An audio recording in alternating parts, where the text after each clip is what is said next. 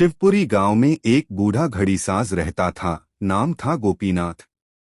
उसकी दुकान में सैकड़ों पुरानी घड़ियां थीं। कोई रुक चुकी थी, कोई समय से आगे भाग रही थी। लोग उसे समय बाबा कहकर बुलाते थे। एक दिन एक अजीब ग्राहक उसकी दुकान में आया। एक अंधा युवक जिसकी आंखों में कुछ अनजाना रहस्य था। उसने कहा, बाबा, मुझे ऐसी घड़ी चाहिए जो मुझे मेरे अतीत से मिलवा दे। गोपीनाथ मुस्कुराया, बेटा, समय पीछे नहीं लौटता। पर युवक ने जवाब दिया, अगर कोई दिल से चाहे तो समय भी झुक जाता है। रहस्यमयी घड़ी। बाबा ने अलमारी से एक पुरानी, धूल से भरी चांदी की घड़ी निकाली। घड़ी के पीछे लिखा था, समय वही दिखाएगा जो तुम देखना चाहो। बाबा ने कहा, यह घड़ी आम नहीं है। अगर इसे आधी रात को चांद की रोशनी में देखा जाए तो ये सिर्फ समय नहीं, तुम्हारा अतीत दिखाती है।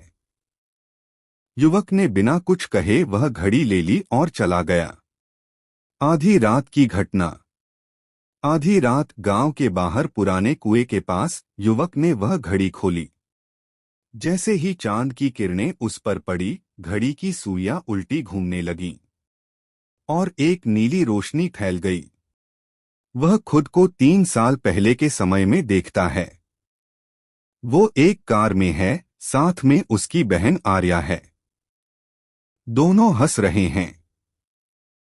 अचानक ट्रक आ जाता है और सब अंधेरा हो जाता है। उसकी आंखों से आंसू गिरते हैं। वही हादसा जिसमें उसने अपनी बहन और अपनी दृष्टि दोनों खो दी थीं। अतीत से संदेश। अचानक घड़ी से आवाज आई, अगर तुम अपनी गलती सुधार सको तो क्या करोगे? वो बोला, हाँ, सब कुछ। तभी रोशनी फिर चमकी और वो खुद को उसी सड़क पर पाता है, हादसे से ठीक पहले। इस बार वो ट्रक की दिशा पहचान लेता है और गाड़ी रोक देता है। आर्या बच जाती है और उसकी आंखें खुल जाती हैं। पर जब उसने फिर घड़ी देखी, वह वापस अपनी दुकान के बाहर खड़ा था और उसकी हथेली में वही पुरानी घड़ी थी। पर अब उस पर लिखा था, समय बदल गया है क्योंकि तुम बदल गए हो।